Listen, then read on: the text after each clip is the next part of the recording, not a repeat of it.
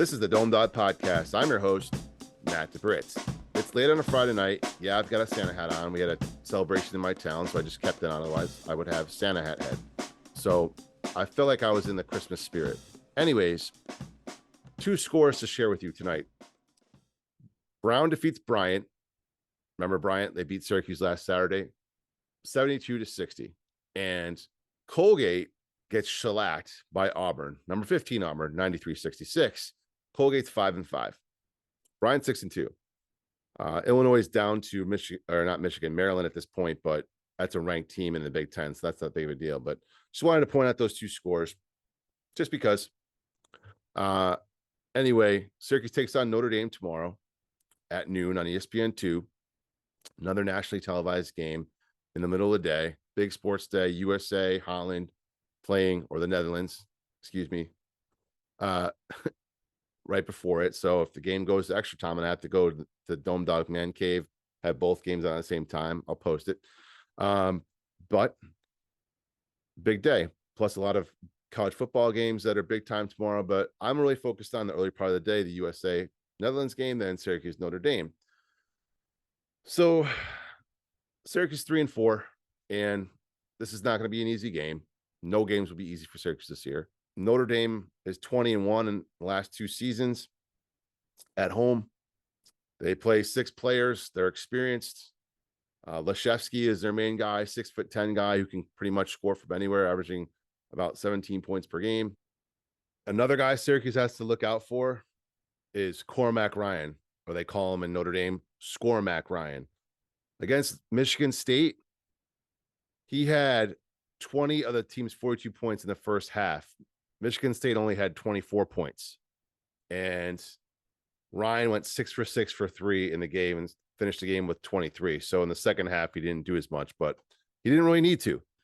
And J.J. Starling, a local product out of Syracuse from Baldwinsville, New York, he was on Syracuse's list, but decided to go to Notre Dame.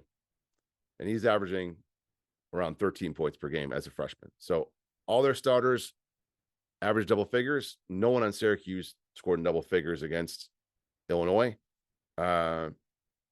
Michigan State, Notre Dame was the other night. Notre Dame handled them pretty easily. But I'll tell you what, there is a chance or hope maybe, because Notre Dame lost to St. Bonaventure. It was on a neutral court. I know St. Bonaventure's been better in the last couple of years, but they still lost to the Bonnies. So there's always a chance, and it's always a chance with Syracuse too. And I know things look grim, and there's some hole in our stocking and everything like that, and it's tough, and it's getting cold out.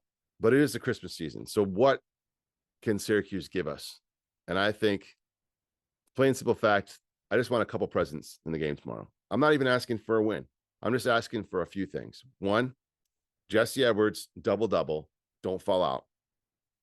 2, Joseph Girard, 2 3-pointers in the game early. Get him off the snide.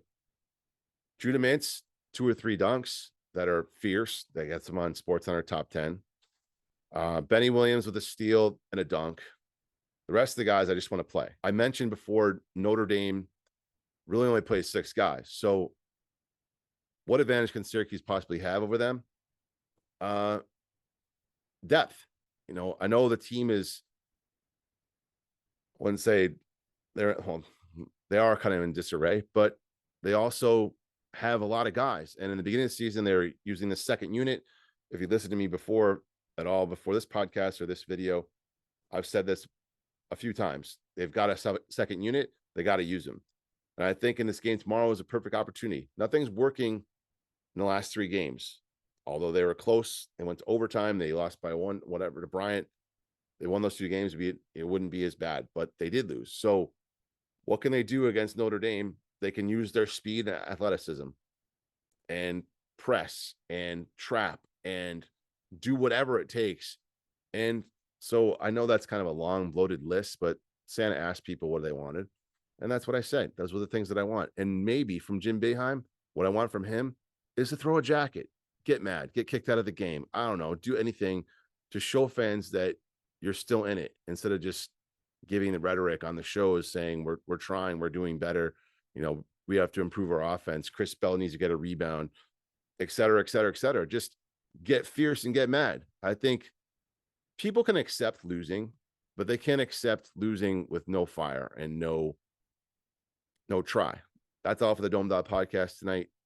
Thanks for tuning in. I know it's late. Maybe you'll catch me on Saturday morning.